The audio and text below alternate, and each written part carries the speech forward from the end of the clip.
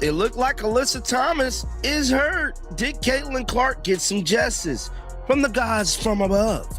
We don't know, but it looked very, very spooky with how she got hurt. I mean, she literally went down damn near in tears. Now, this is coming just on nearly 3 weeks after the attack that she put on Caitlin. Government for nearly 15 years. So I'm very limited government. I'm conservative. I worked for Marsha Blackburn, Ted Cruz, and in the Trump administration, including the Trump White House. Okay. Now, what caught your attention about Caitlin Clark? Caitlin Clark has had a seismic impact on the WNBA ever since she first joined. Merchandise sales increased over 600%, league app engagement over 600%, subscriptions, the league passed over 400%, and the team she plays for, the Indiana Fever, tripled in value. But despite all that success that she's immediately had, the league has basically looked the other way as she's been targeted on a weekly basis, and that targeting is putting her career. There is a specific kind of silence that follows a missed call in a game everyone is watching. Not the silence of an empty arena, but the silence of officials who saw what happened and chose not to react. That silence is what set off the last month of the WNBA season, and it started with a scramble for a loose ball in Indianapolis. On June 24, the Indiana Fever hosted the Phoenix Mercury at Gainbridge Fieldhouse.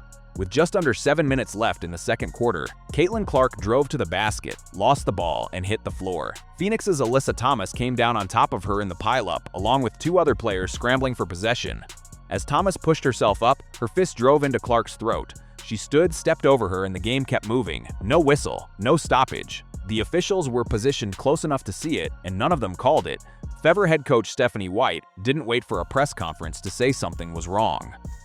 Speaking to reporters after the game, she called the non-call egregious and said the league had failed to protect a player it markets as its biggest draw. "The fist in the throat is crazy," she said. "It's crazy. It's dangerous." She pointed out that less than a minute later, Clark was fouled again on a 3-point attempt and fell hard, and that foul wasn't upgraded either. White said her team had spent the entire offseason pushing the league for consistency in officiating, and that Clark still wasn't being called the same way as everyone else on the floor. Clark stayed in the game after the throat hit, but by the third quarter she was out, dealing with a back injury that had been building since earlier in the contest. Phoenix won, 111-109. The play didn't stay contained to the box score. Within hours, clips of Thomas's fist connecting with Clark's neck were circulating everywhere, and the pressure on the league office became loud enough that it couldn't be waited out. The next day, the WNBA announced it had reviewed the game and reclassified the play. Thomas was assessed a flagrant foul 2, the league's most serious personal foul designation, for what it described as a non-basketball act, recklessly making contact with her fist to Clark's throat. She was suspended 1 game, to be served that Saturday against the Toronto Tempo. It was the first suspension of Thomas's 13-year career, and the upgrade itself was an admission.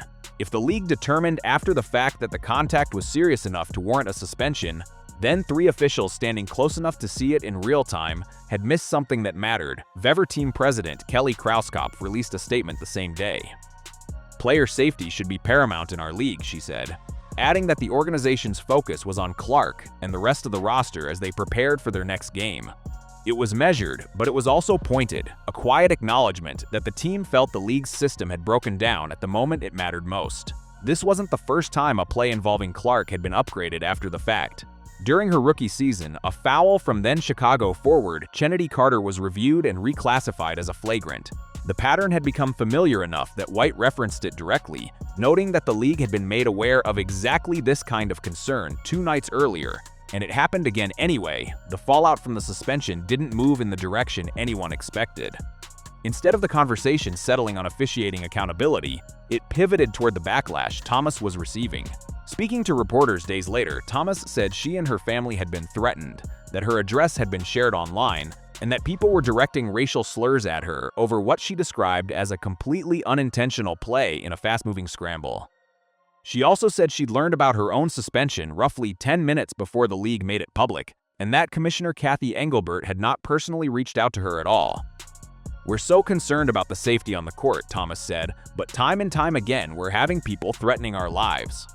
Clark addressed the situation herself the following Friday, in her first public comments since the injury had kept her off the court and away from media. She spoke for several minutes, and her message cut in 2 directions at once. She agreed with the league's decision that the play was a flagrant foul.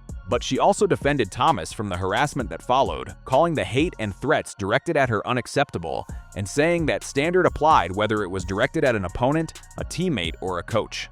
White echoed the sentiment days later, saying she believed most of the ugliest reactions weren't coming from actual fans of the sport at all, but from people using the league and its players to push unrelated agendas.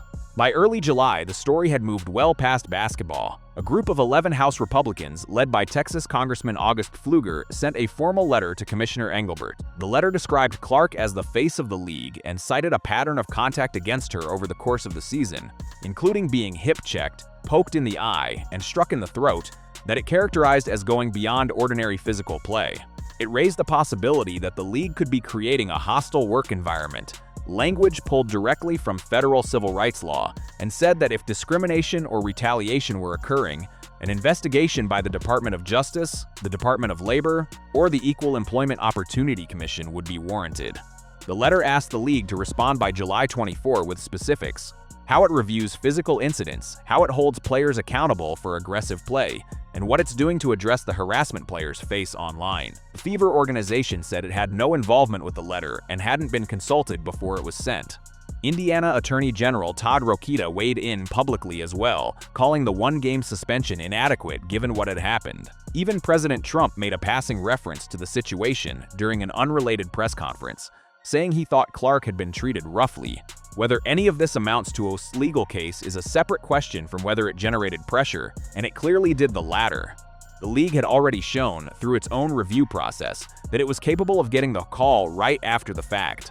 The question hanging over all of it was why that standard wasn't being met in real time, especially in a season where television audiences, arena attendance, and merchandise sales tied to Clark had reached levels the league had never seen before. Then on July 8th, the story took another turn. The Mercury played the Chicago Sky and lost 77-66 in the first leg of a back-to-back that would send Phoenix to Indiana 2 days later for a highly anticipated rematch. Thomas picked up a technical foul in the second quarter after arguing a call, her fourth of the season, which under the league's fine structure carried a $1,000 penalty.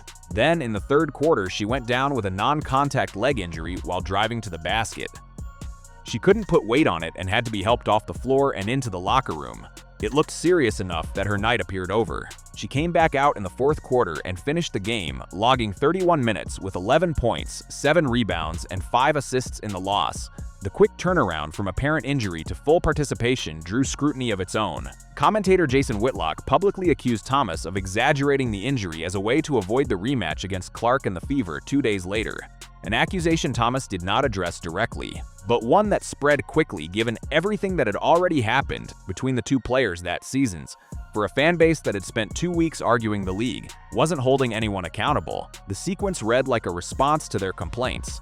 Whether or not it was ever intended as one, a losing effort, a fine, and an injury scare, all in the same night, arriving just as the rematch everyone was already building toward came into view. The framing spread fast, a night that seemed to answer the very question fans had been asking since June 24. What happens when the accountability the league failed to provide in real time shows up anyway? None of that resolves what actually happened on June 24th or the pattern that came before it. What the past few weeks have shown, more than anything, is how little margin the WNBA now has for officiating mistakes. This is a league operating under more attention than it has ever had, with a player whose game-to-game availability now shapes television numbers, ticket prices, and national headlines. A missed call that might have gone unnoticed 5 years ago now reaches Congress within 2 weeks. And until the league can show that its officiating is consistent in the moment, not just accurate on review days later, every hard foul involving its biggest star will keep getting read the same way fans have been reading it since that night in Indianapolis. Not as an unfortunate part of physical basketball, but as proof that the system meant to protect players still isn't doing its job.